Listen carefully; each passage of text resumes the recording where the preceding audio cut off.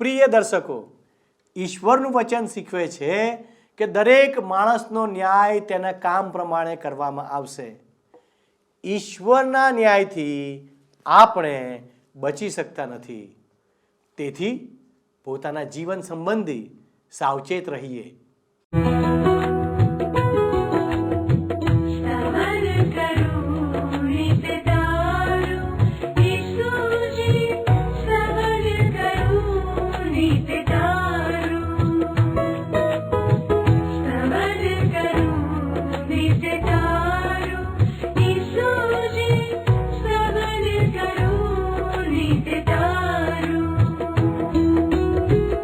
आज सवारे साध सुनी तऊ महिमा करूं प्रभु तारो, महिमा करूं प्रभु तारो, सवन करूं नित तारो.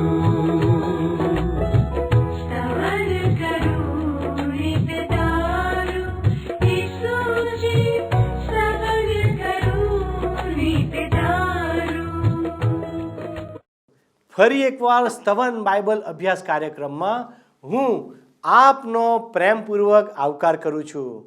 વહાલા દર્શકો, ગત અભ્યાસમાં આપણે રોમનોના અસ્વાભાવિક પાપો વિશે જોઈ ગયા. તે પછી બીજા અધ્યાયની પ્રથમ 6 કલમોમાં પણ આપણે બીજાઓના ન્યાય કરનાર પોતે પણ એવા જ કામો કરે છે જે તેણે ના કરવા જોઈએ તે વિશે જોયું હતું. ખરું ને મિત્રો? આવું કરીને તે પોતાને અપરાધી ઠરાવે છે. તે ઈશ્વરની સજામાંથી બચી શકશે નહીં. સંત પાઉલ તો સ્પષ્ટપણે શીખવે છે કે દરેકને પોતપોતાના કામો પ્રમાણે ફળ આપવામાં આવશે અને ઈશ્વર દરેકનો ન્યાય સત્ય અનુસાર કરશે. વહાલા મિત્રો, આ કલમોનો અભ્યાસ કર્યા પછી આજે આપણે બીજા અધ્યાયની 7 થી 24 કલમોનો અભ્યાસ કરવાના છીએ, જેમાં આપણે યહૂદીઓ અને નિયમશાસ્ત્ર વિશેના વિવિધ પાસાઓ અને નિયમો વિશે શીખવાના છીએ. તો ચાલો દર્શક મિત્રો, પ્રાર્થના સાથે આજના બાઇબલ અભ્યાસની શરૂઆત કરીએ અને દેવના સેવક પાસેથી દેવનું વચન આશીર્વાદિત રીતે શીખીએ. પ્રિય મિત્ર, હવે રોમનોને લખેલા પત્રના પહેલા અધ્યાયની પહેલી કલમમાં પ્રેષિત પાઉલ પણ આપણે પ્રભુ ઈસુ ખ્રિસ્તની નમ્રતાના દર્શન કરી શકીએ છીએ. પ્રેષિત પાઉલ પોતાને પ્રભુ ઈસુ ખ્રિસ્તનો સેવક તથા શુભ સંદેશના પ્રચાર માટે રોમનોનો દેવાદાર ગણે છે. અગાઉના સ્તવન કાર્યક્રમમાં આપણે જોયું એ પ્રમાણે પાઉલનો પત્ર રોમની મંડળીમાં વંચાતો હશે ત્યારે મંડળીના ધાર્મિક અને સજ્જનો તથા નૈતિકતાથી ચાલનારાઓ કદાચ મનમાં ફૂલાતા હશે અને મૂછે તાવ દેતા હશે, વળ દેતા હશે. પરંતુ આપણે જોયું હતું એ પ્રમાણે આ પત્રના બીજા અધ્યાયની 1 થી 6 કલમોમાં પ્રેષિત પાઉલ આવા લોકોનો પણ ઉધડો લે છે અને કહે છે કે તમે કેમ બીજાઓનો ન્યાય કરો છો? તમે પણ એવા જ કામો કરો છો. અહીં મિત્ર, આપણે જોઈએ છીએ કે સૌ મનુષ્યો જુદી જુદી કક્ષાએ છે. ઘણામાં ઓછી તો ઘણામાં વધારે સમજણ હોય છે. પ્રેષિત પાઉલ પોકારી ઉઠે છે કે હું જે સારું કરવા ચાહું છું તે કરી શકતો નથી, પણ જે ભૂંડું હું કરવા ચાહતો નથી તે મારાથી જાણે અજાણીએ થઈ જાય છે. હવે જો પ્રેષિત પાઉલ જેવા પ્રભુ ઈસુ ખ્રિસ્તના મહાન સેવક પણ આવું કહેતા હોય તો મારી અને તમારી શી હેસિયત મિત્ર? કોઈનો ન્યાય ન કરો, આ પ્રભુ ઈસુ ખ્રિસ્તનો સંદેશ મારા કાન ઉપર વારંવાર અથડાયા કરે છે અને છતાંય ઘણી બધી વાર હું ન્યાય કરવા બેસી જાઉં છું. આપણામાંના ઘણા લોકોનો આવો અનુભવ હશે.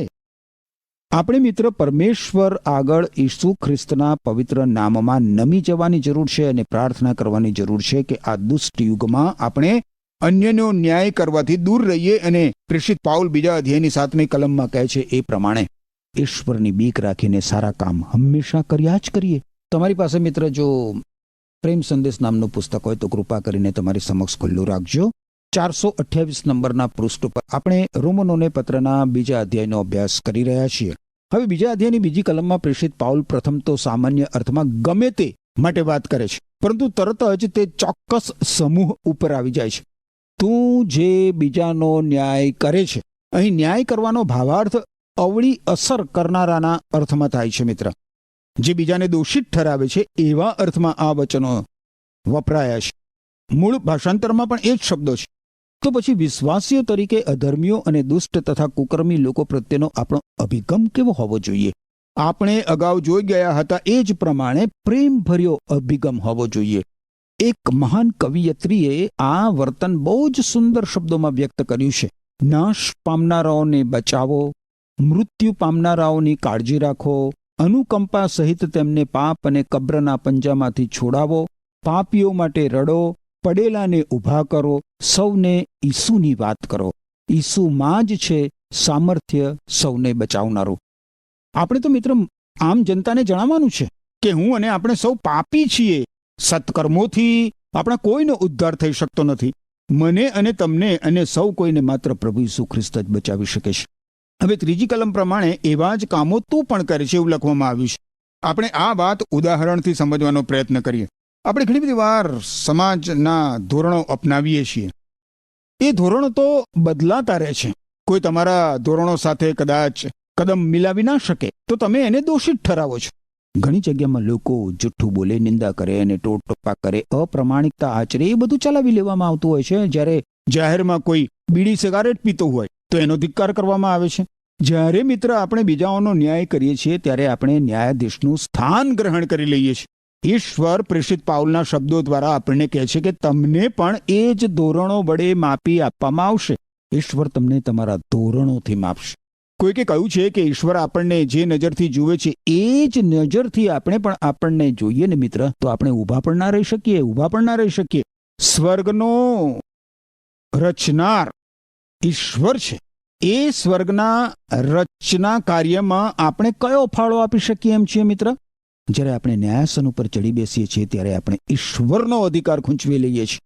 ઈશ્વર આપણા ધોરણોથી નહીં, પરંતુ ઈશ્વરના પોતાના ધોરણોથી આપણો ન્યાય કરશે. ઈશ્વરના ધોરણો સુધી આપણે કદી જાતે પહોંચી શકવાના નથી. બચપણનો મને પ્રસંગ યાદ આવે છે. હું રૂના જીંડવા હોય ને, જે રૂના જીંડવા એ ચૂંટવાનું કામ કરતો હતો અને જીંડવા ચોરી પણ લાવતો હતો અને એનું વજન કરાવવા જતો હતો. હવે વજન કરનાર મને એ જીંડવા ક્યાંથી આણ્યા એવો કોઈ પણ પ્રશ્ન કરતો નહોતો. માત્ર એનું વજન કરીને મને પૈસા ચૂકવી આપતો હતો. એટલે જે કોઈ મનુષ્ય પોતાની નૈતિકતાની ડંફાસ મારે છે એ સૌ માટે ઈશ્વરનું વચન છે કે તોલવાના કાંટા પર તમારું વજન કરવામાં આવશે. આપણે કદાચ માનીએ કે ખૂનીઓ, બળાત્કારીઓ, આતંકવાદીઓ અને કૌભાંડકારીઓની સરખામણીમાં આપણે તો ઘણા બધા સારા છીએ ભાઈ, અને આપણે ઈશ્વરના ન્યાય ચુકાદામાંથી બચી જઈશું. પરંતુ મિત્ર, ઈશ્વરના ન્યાયના દિવસ અંગેના વચનો તદ્દન સ્પષ્ટ છે. જે લોકો ઈસુ ખ્રિસ્તમાં નથી એ સર્વ ન્યાયના આ દિવસથી ગભરાય છે, અથવા એવા કયામતના દિવસનો સદંતર ઇનકાર જ કરે છે. કારણ કે ઈશ્વરનું વચન તો બહુ જ સ્પષ્ટ છે. ઈશ્વરનું વચન કહે છે કે ઈશ્વરે પસંદ કરેલા એક માણસ દ્વારા આખી દુનિયાનો અદલ ન્યાય કરવા માટે ઈશ્વરે એક દિવસ નક્કી કરેલો છે. એ માણસને મરણમાંથી સજીવન કરીને તેમણે બધાની સમક્ષ એ વાતની સાબિતી આપી છે. અને એ માણસ તો છે પ્રભુ ઈસુ ખ્રિસ્ત. આપણને આપણા કૃત્યો પ્રમાણે તોલવામાં આવશે મિત્ર. એવા અદલ ન્યાયમાંથી આપણે બચવાની ઈચ્છા રાખવી જોઈએ. રોમનોને પત્રના 2 અધ્યાયની 3 કલમમાં પ્રેષિત પાઉલ પૂછે છે, જુઓ તમે, કે શું તું આ અદલ ન્યાયમાંથી બચી શકશે? આ જગતની ન્યાયની અદાલતોમાંથી બચવા માટે એક વકીલ 4 રસ્તા જુદા જુદા બતાવે છે. 4 રસ્તા. પહેલો રસ્તો છે તમારો ગુનો સાબિત ન થાય. બીજો રસ્તો છે જે તે અદાલતના ન્યાય ક્ષેત્રમાંથી દૂર જતા રહો, ભાગી જાઓ. ત્રીજો જે વિકલ્પ છે એ પકડાયા પછી કેટલીક એવી કાયદાકીય ટેકનિકલ બાબતો હોય જેને લીધે એમાંથી છટકબારી મળી રહે. અને ચોથી બાબત છે ગુનો સાબિત થયા પછી કેદમાંથી નાસી છૂટો અને પછી ભૂગર્ભમાં જતા રહો. પરંતુ યાદ રાખો મિત્ર, ઈશ્વરના ઇન્સાફમાંથી છટકવા માટે એક પણ બારી ખુલ્લી નથી. તમારા અપરાધ ચોક્કસ સાબિત થશે ને થશે જ. ઈશ્વરીય અદાલતના ન્યાય ક્ષેત્રના કોઈ સીમાડા નથી, કોઈ કાયદાકીય છટકબારી પણ નથી, અને એ અનંતકાળિક કાળ કોટડીમાંથી ભાગી છૂટવાનો કોઈ રસ્તો પણ નથી. બાઇબલમાં નવા કરારના વિભાગમાં હિબ્રુઓને લખેલા પત્રનો લખનાર પૂછે છે કે જો આપણે આવા મહાન ઉદ્ધારક પ્રભુ ઈસુ ખ્રિસ્તને નકારી કાઢીએ તો પછી આપણે કેવી રીતે બચી જઈશું આપણા દુષ્કર્મોના બંધનોમાંથી, આપણા પાપોની શિક્ષામાંથી? રાજા દાઉદ જેવા મહાન ભક્તને દુષ્ટોની ઈર્ષા થઈ હતી. અને એણે કહ્યું છે કે જ્યારે મેં દુષ્ટોની સમૃદ્ધિ જોઈ ત્યારે મને મૂર્ખોની ઈર્ષા થઈ આવી. તેમને મૃત્યુના બંધન સતાવતા નથી, પરંતુ તેમનું બળ મજબૂત છે. બીજા લોકોની જેમ તેઓ મુશ્કેલીઓમાં મુકાતા નથી કે બીજા લોકોની જેમ તેઓને પીડા પણ સતાવતી નથી. એ લોકો ઈશ્વર વિરુદ્ધ પોતાનું મોં ઊંચું રાખે છે અને પૃથ્વીમાં તેઓની જીભ છૂટથી ચાલે છે. ખરેખર મેં મારું હૃદય અમથું શુદ્ધ કર્યું. આ સમજવા માટે મેં વિચાર કર્યો ત્યારે આ વાત મને કષ્ટમય લાગી, ત્યાં સુધી કે મેં ઈશ્વરના પવિત્ર સ્થાનમાં જઈને તેઓનો અંત ધ્યાનમાં લીધો. હે પ્રભુ, તું જાગીને તેઓની પ્રતિમાને તુચ્છ કરશે, પણ ઈશ્વર પાસે આવવું એમાં અમારું કલ્યાણ છે.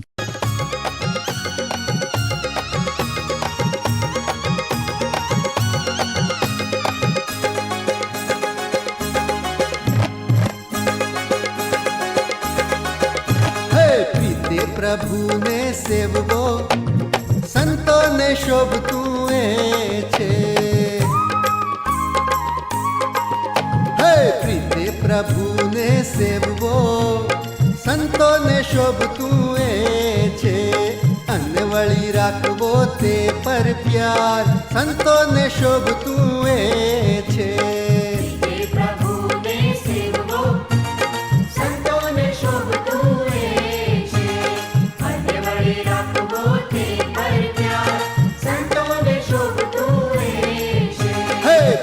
પ્રભુને સેવવો સંતોને શોભતું એ છે.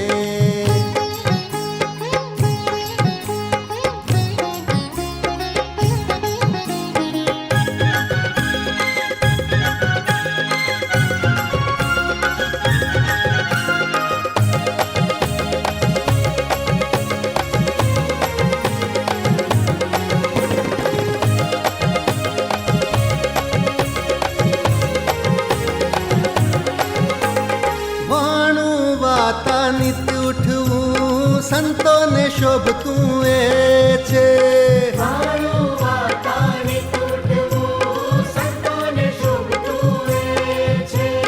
અનવળી ધર્મું ઈશ્વર ધ્યાન સંતોને શોભતું એ છે.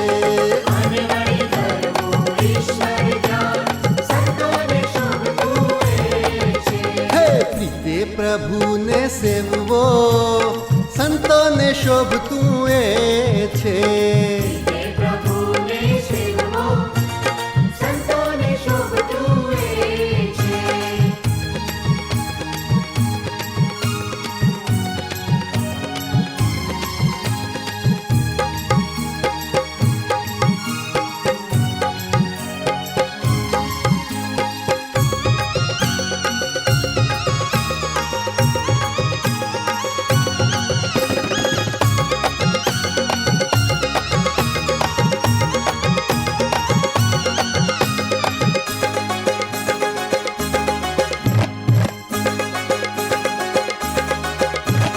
નીતિથી કામ આરંભવા સંતોને શોભતું એ છે.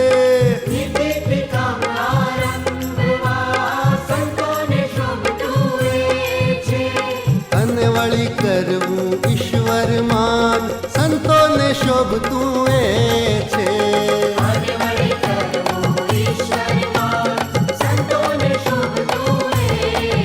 હે પ્રીતે પ્રભુને સેવવો સંતોને શોભતું એ છે.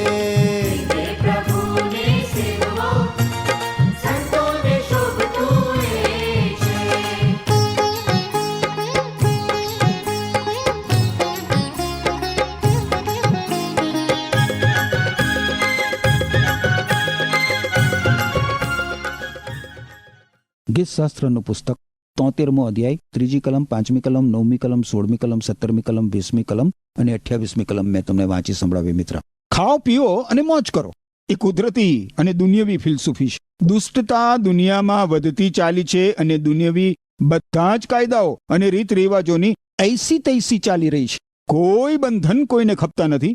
બધે જ આ કારણે તમે શું જુઓ છો? અરાજકતા, અંધાધૂંધી અને આતંકવાદ માઝા મૂકી દીધી છે. એ બધી બાબતોએ ત્યારે કોણ બચશે? ઈશ્વરના કોપથી કોણ બચશે? દિવસે દિવસે એવી પરિસ્થિતિ પેદા થતી જાય છે કે ઘરમાં બેઠેલા પણ ભયમાં ફફડતા જીવશે. આ જીવતા મૃત્યુનો એક પ્રકાર ગણવો જોઈએ. જે ખાવા પીવાને તેઓ મોજ ગણે છે એ જ આખરે તેમના પગની બેડીઓ બની જશે. જીવતા જ નરકનો અનુભવ કરતા લોકોની સંખ્યામાં ઉત્તરો ઉત્તર વધારો જ થતો જવાનો છે મિત્ર. આવ ભાઈ હરખા, આપણે બેઉ સરખા. ના ના ના ના ના, ન્યાય એ માત્ર અન્યાય અને અનીતિમાં જ વધારો થાય છે એવું નથી. રોગચાળામાં તમે જુઓ, બીમારીઓમાં તમે જુઓ, દર્દમાં તમે જુઓ, બેહદ વધારો થતો જાય છે. બધું માદી મનોવૃત્તિનું પરિણામ છે, મનુષ્યની માદી મનોવૃત્તિનું પરિણામ. સર્વ ધર્મો, સંસ્કૃતિઓ અને કયામતના નાસ્તિક ભવિષ્યવેત્તાઓ પણ ઢોલ વગાડી વગાડીને કયામતનો દિવસ પાસે આવ્યો છે એવું કહી રહ્યા છે. અને તોય બધા સૌનું તે મારું એ ન્યાયે પલાઠી વાળીને બેસી રહ્યા છે. પાપ સામે ઊભા થવાની અને સામા થવાની તાકાત સૌએ જાણે ગુમાવી દીધેલી લાગે છે. જાગો, કયામત પાસે છે. ઈશ્વરના ન્યાયના સિદ્ધાંતો જુઓ. પહેલા અધ્યાયની 29 અને 30 કલમોમાં આપણે મોટી યાદી જોઈ. રોમનોને પત્ર પહેલો અધ્યાય 29 અને 30 કલમોમાં, બરાબર ને? આવા કામ કરનારાઓ ઈશ્વરના સત્ય પ્રમાણે સજા ભોગવશે. બીજા અધ્યાયની 3જી કલમમાં એવું જ લખ્યું છે. પરંતુ એ મિત્ર, તું એવા કામ માટે બીજાઓનો ન્યાય કરે છે અને એ જ કામો તું પોતે પણ કરે છે. શું તું એમ માને છે કે એમ કરવાથી તું ઈશ્વરની સજામાંથી નાસી છૂટીશ? 3જી કલમ એ પ્રમાણે કહે છે. રોમનોને પત્ર 2જો અધ્યાય સીધે સીધો પ્રશ્ન પૂછે છે. યાદ રાખો મિત્ર, જે ન્યાય કરે છે એનો ન્યાય થયા વગર રહેવાનો નથી. પ્રત્યેકનો એના કૃત્ય પ્રમાણે ન્યાય કરવામાં આવશે. 2જો અધ્યાય 6ઠ્ઠી કલમ પ્રમાણે. હવે 3જો સિદ્ધાંત એ છે મિત્ર કે ઈશ્વરની પાસે કોઈ ભેદભાવ નથી. રોમનોને પત્ર 2જો અધ્યાય 11મી કલમ પ્રમાણે ઈશ્વરની સમક્ષ યહૂદી અને ગ્રીક અને બધા જ ધર્મના લોકો એક સરખા છે. ઈશ્વરના આ ન્યાય ચુકાદામાંથી ગરીબ કે તવંગર, ખ્યાતિ વગરનો કે પ્રખ્યાત, ભણેલો કે અભણ, આસ્તિક કે નાસ્તિક, કોઈ કહેતા કોઈ બચવાનું નથી. જૂના કરારમાં તમે જુઓ, બાઇબલમાંના જૂના કરાર વિભાગમાં, તો એ જ સિદ્ધાંત આપણને જોવા મળે છે. યહોવા તમારો દેવ એ તો દેવોનો દેવ, ભયાનક પરમેશ્વર છે. તે કોઈની આંખની શરમ રાખતો નથી, તેમ લાંચ પણ લેતો નથી. પુનર્નિયમનું પુસ્તક 10મો અધ્યાય 17મી કલમ. તમને યાદ છે મિત્ર? પ્રેષિત પિતર કર્નેલિયસના મકાનમાં હોય છે ત્યારે સ્વપ્નમાં ઈશ્વર તેને આ સિદ્ધાંત બતાવે છે. ત્યારે પિતર બોલી ઉઠે છે કે સાચે જ ઈશ્વર કોઈની શરમ રાખતો નથી. પ્રેષિતોના કાર્ય 10મો અધ્યાય 34મી કલમ પ્રમાણે પ્રભુ ઈસુ ખ્રિસ્તની મંડળીનું સભ્યપદ, સારું કુળ, સારું કુટુંબ કે જાતિ, આગળ પડતા નાગરિક કે પાયાના સિદ્ધાંતોમાં માન્યતા રાખતા હોય, એમાંનું કશું જ ઈશ્વર સમક્ષ માણસને ફાયદો કરાવતું નથી મિત્ર. અગત્યની વાત તો એ છે કે શું પ્રભુ ઈસુ ખ્રિસ્ત તમારા મુક્તિદાતા છે? તમારી મુક્તિ થઈ છે? તમારો ઉદ્ધાર થયો છે? પ્રભુ ઈસુ ખ્રિસ્તને શરણે તમે આવ્યા છો? ઈશ્વરના ન્યાયનો બીજો અટલ સિદ્ધાંત આપણને રોમનોને પત્રના 2જા અધ્યાયની 12મી કલમમાં જોવા મળે છે. મોશેનું નિયમશાસ્ત્ર જેમની પાસે નથી એ લોકોએ પાપ તો કર્યું જ છે અને તેથી તેઓ નાશ પામશે. જેમની પાસે નિયમશાસ્ત્ર છે તેવા યહૂદીઓને નિયમશાસ્ત્ર પ્રમાણે સજા થશે. અને 13મી કલમમાં એનો અર્થ આપણને જોવા મળે છે. નિયમશાસ્ત્ર સાંભળનાર નહીં, પણ તેને આધીન થનારા ઈશ્વર સાથે સીધા સંબંધમાં આવે છે. ઘણા લોકો એવું કહે છે મિત્ર કે બિન ખ્રિસ્તી લોકો પાસે ઈસુ ખ્રિસ્ત નથી અને તેમણે ઈસુ ખ્રિસ્તનો સ્વીકાર કર્યો નથી એટલે એમનો નાશ થવાનો છે. પરંતુ સત્ય તો એ છે કે એ લોકો પાપ કરે છે તેથી એ લોકો નાશ પામશે. આખી માણસ જાતના હાલ એવા જ છે. સમગ્ર મનુષ્ય જાતની પરિસ્થિતિ એવી છે. માણસો એમને મળેલા જે પ્રકાશ છે એ પ્રકાશથી નથી બચતા, પરંતુ એ પ્રકાશથી એમનો ન્યાય થવાનો છે. ઘણા બધા એવું લોકો માને છે કે પ્રભુ ઈસુ ખ્રિસ્તનું ગિરી પ્રવચન સાંભળવાને કારણે એ લોકો બચી જશે. પણ સત્ય તો એ છે કે એ લોકો આ પ્રભુ ઈસુ ખ્રિસ્તના પવિત્ર વચનો પાળવાથી જ બચી જાય છે. હવે આ પત્રની 15મી કલમમાં 5મો સિદ્ધાંત આપણને જોવા મળે છે. રોમનોને પત્ર 2જો અધ્યાય 15મી કલમમાં લખ્યું છે, તેમનું વર્તન બતાવી આપે છે કે તેમના અંતઃકરણોમાં નિયમ કોતરાયેલો છે. તેમનો અંતરાત્મા તે વિશે સાક્ષી આપે છે. એ સાચું છે, કારણ કે કોઈ વાર તેમના વિચારો તેમને દોષિત ઠરાવે છે અને કોઈ વાર નિર્દોષ ઠરાવે છે. 15મી કલમમાં આ સિદ્ધાંત છે. જે લોકો સ્વાભાવિક પ્રેરણાથી જ નિયમશાસ્ત્ર પ્રમાણે વર્તે છે તેઓનું અંતઃકરણ એ લોકોને માટે નિયમશાસ્ત્ર બની રહે છે. એમનો અંતરાત્મા તેમની સાક્ષી આપે છે, કારણ કે કોઈક વાર તેમના વિચારો તેમને દોષિત ઠરાવે છે તો કોઈક વાર નિર્દોષ ઠરાવે છે. ઈશ્વર બિન યહૂદી લોકોનો તેમના અંતઃકરણ પ્રમાણે ન્યાય કરશે. કેટલાક લોકો માને છે કે જેમને ઈશ્વરનો પ્રકાશ નથી મળ્યો એ લોકો છટકી જશે, પરંતુ જો તેઓ તેમને મળેલા પ્રકાશને અનુસરતા નથી અને એ પ્રકાશ અનુસાર જીવન જીવતા નથી તો એ લોકો પણ નાશમાં જશે. આપણે ઘણા એવું માનીએ છીએ કે આપણે સારા છીએ, અમારામાં કશું ખરાબ નથી, એટલે કે આપણા વિચારો પ્રમાણે આપણે સારા છીએ. અને એટલે આપણે બચી જઈશું ઈશ્વરના કોપથી, આપણા પાપોની શિક્ષામાંથી, આપણા દુષ્કર્મોના બંધનોમાંથી. ના ના ના ના ના, ઈશ્વર આવા સારા દેખાતા લોકોનો પણ ન્યાય કરશે જ. 16મી કલમ કહે છે, રોમનોને પત્ર 2 અધ્યાય, ઈસુ ખ્રિસ્તની મારફતે માણસોના ગુપ્ત વિચારોનો ન્યાય કરાશે. ત્યારે આ વાત સ્પષ્ટ થશે. અને જુઓ પ્રભુ ઈસુ ખ્રિસ્ત શું કહે છે, જે કોઈ પરસ્ત્રી પ્રત્યે કુદ્રષ્ટિથી જુએ તો તે તેની સાથે વ્યભિચારના અપરાધમાં પડેલો છે, આવી જાય છે. એ પાપ એનાથી માનસિક રીતે થાય છે. હવે આ તો એક માત્ર દાખલો જ છે. શું તમારા મનના મેલા વિચારો છતાં થાય એવું તમે ઈચ્છો છો મિત્ર? પ્રભુ ઈસુ ખ્રિસ્ત પાસે ઝડપથી દોડી આવવા માટે આ તો બહુ જ સબળ કારણ છે. ઈશ્વર ધાર્મિક લોકોનો પણ ન્યાય કરવાના છે, અને વિશેષતઃ યહૂદી લોકોનો 17 અને 18મી કલમ પ્રમાણે.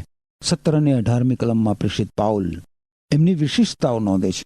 પહેલી વિશેષતા એ તો એ છે કે એ લોકો યહૂદીઓ તરીકે ઓળખાય છે. બીજી બાબત છે નિયમશાસ્ત્ર ઉપર એ લોકો આધાર રાખે છે. ત્રીજી બાબત છે ઈશ્વર વિશે બડાઈ એ લોકો કરે છે, અભિમાન કરે છે. ચોથી બાબત છે ઈશ્વરની ઈચ્છા એ લોકો જાણે છે. 5મી બાબત છે સાચા જુઠ્ઠા વચ્ચેનો તફાવત એ લોકો કહી શકે છે. તો આગળ વધીને પ્રેષિત પાઉલ તેમને મળેલા ખાસ અધિકારો વિશે પણ જાણ કરે છે. જે યહૂદીઓ કહે છે કે તેમણે પોતાને આંધળાને દોરનાર માન્યા છે, પોતાને અંધકારમાં પડેલા પ્રકાશ તરીકે ગણ્યા છે, અજ્ઞાનીઓ અને બાળકો અપરિપક્વ લોકોના ગુરુ તરીકે પોતાને ગણે છે, નિયમશાસ્ત્રમાં પોતાને પૂર્ણ જ્ઞાન તથા પ્રકાશ મળેલા એવું માને છે, બીજાઓને ઉપદેશ આપે છે. અને આગળ પાઉલ વધીને 21 થી 22 કલમોમાં 21 અને 22 કલમોમાં 3 સામાન્ય પાપ દર્શાવે છે. પહેલું છે અનૈતિકતા, બીજા લોકો સામે આદરેલું પાપ, બીજું છે કામુકતા, પોતાની વિરુદ્ધ આચરેલું પાપ, અને ત્રીજું છે મૂર્તિ પૂજા, ઈશ્વર વિરુદ્ધ આચરેલું પાપ. 21 અને 22મી કલમોમાં પ્રેષિત પાઉલ યહૂદીઓને આ પાપો વિશે બહુ જ વેધક પ્રશ્ન પૂછે છે. પ્રેષિત પાઉલ આ લોકોને પૂછે છે કે તમે જે બીજાઓને નિયમશાસ્ત્ર શીખવો છો તે શું તમે જ તેનું પાલન નથી કરતા? અને 24મી કલમમાં પ્રેષિત પાઉલ શું કહે છે જુઓ, તમ યહૂદીઓના લીધે ઈશ્વરનું નામ બિન યહૂદીઓમાં નિંદાય છે એવું ધર્મશાસ્ત્રમાં લખેલું છે. આજે ઈશ્વરનું શિક્ષણ આપનારા કેટલા બધા ધર્મસેવકોને યશાયા સંદેશવાહકના પુસ્તકના 52મા અધ્યાયની 5મી કલમમાં લખેલું આ વાક્ય લાગુ પડે છે મિત્ર. અને એવી જ રીતે અન્ય ધર્મીઓ વચ્ચે કેટલા આમ ખ્રિસ્તીઓને આ લાગુ પડે છે. ઈસુ ખ્રિસ્તના અનુયાયીઓના અંગત જીવનોને કારણે કેટલા બધા બિન ખ્રિસ્તીઓ ઈસુ ખ્રિસ્ત પાસે આવતા અટકી જાય છે. અહીંયા 21 અને 22મી કલમોમાં પ્રેષિત પાઉલ જે 3 પાપો અનૈતિકતા, કામુકતા અને પૂજા વિશે ઉલ્લેખ કરે છે, એ 3 પાપ પહેલા અધ્યાયમાં પણ પ્રેષિત પાઉલે ઉલ્લેખેલા છે, પરંતુ ઉલટા ક્રમમાં. એમાં પૂજા પ્રથમ ક્રમે આવે છે.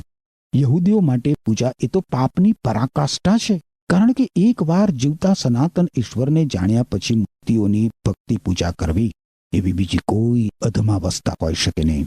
શું આપણે પ્રભુ ઈસુ ખ્રિસ્તના વ્યક્તિત્વના ઠઠ્ઠા કરીએ છીએ? એક કવિએ કાવ્યમાં આ પ્રશ્ન આવી રીતે પૂછ્યો છે.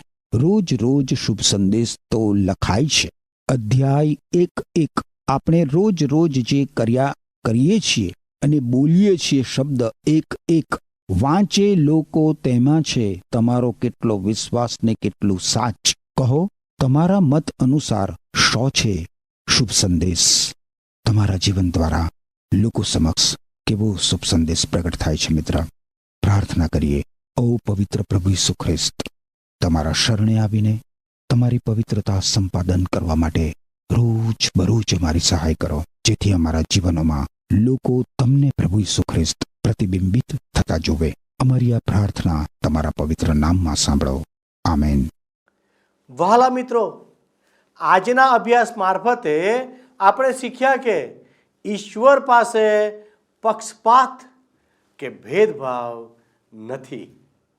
ઈશ્વરની આગળ રોમનો, યહૂદીઓ કે ગ્રીક બધા જ ધર્મના લોકો એક સરખા છે. આજે નિયમશાસ્ત્ર સંબંધી શીખ્યા કે બિન યહૂદીઓ પાસે મૂસાનું નિયમશાસ્ત્ર નથી, પણ તેઓએ પાપ કર્યું છે તો નિયમશાસ્ત્ર વગરના છતાં પણ તેઓ નાશ પામશે. વહાલા દર્શક મિત્રો, યહૂદીઓ પાસે નિયમશાસ્ત્ર છે અને તેઓએ પાપ કર્યું છે તો નિયમશાસ્ત્ર પ્રમાણે તેઓને સજા થશે, કારણ કે નિયમશાસ્ત્ર સાંભળનાર નહીં પણ તેને પાળનાર ન્યાયી ઠરશે.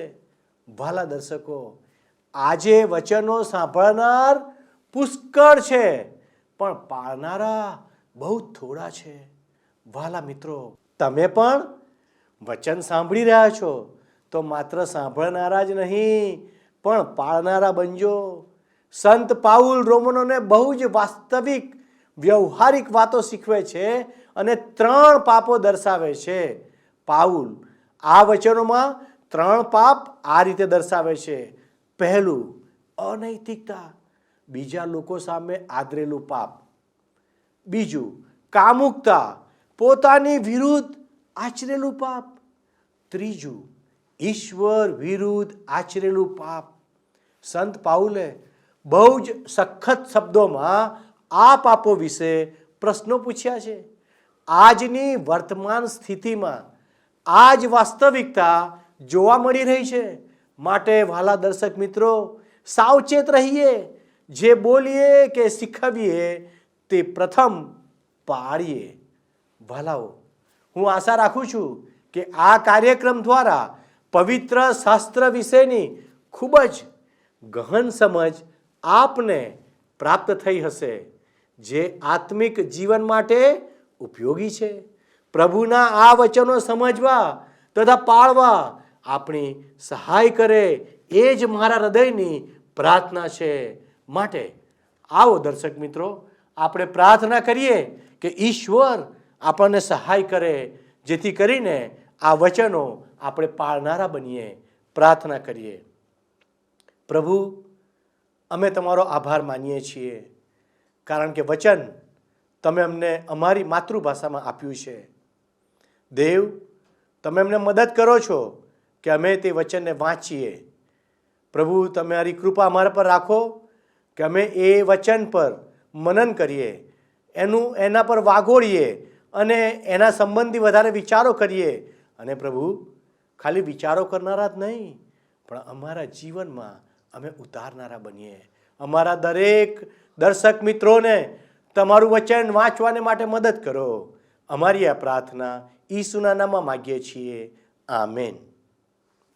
વહાલા દર્શક મિત્રો, જો આજે આપે કોઈ નિર્ણય કર્યો છે, જેમ કે દેવનું વચન હું નિયમિત વાંચીશ, તો હમણાં જ તમારો ફોન ઉઠાવો અને તમે અમારા પ્રતિનિધિ સાથે આપે જે નિર્ણય લીધો છે તે વિશે જાણ કરશો, જેથી કરીને અમારા પ્રતિનિધિ આપના માટે પ્રાર્થના કરશે. ઈશ્વર આજનો આશીર્વાદ આપ સર્વને આપો. આમેન.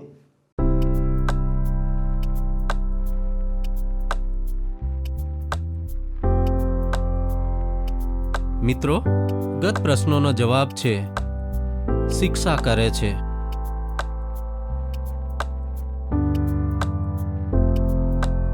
આજનો પ્રશ્ન છે, ઈશ્વર બિન યહૂદીઓનો ન્યાય કેવી રીતે કરશે?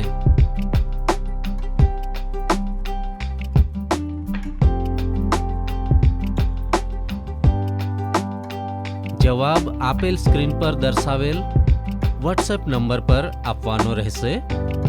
કાર્યક્રમ દરમિયાન પૂછેલા પ્રશ્નોનો સાચો જવાબ આપનાર વિજેતાઓના નામ દર મહિનાના પ્રથમ સોમવારે જાહેર કરવામાં આવશે.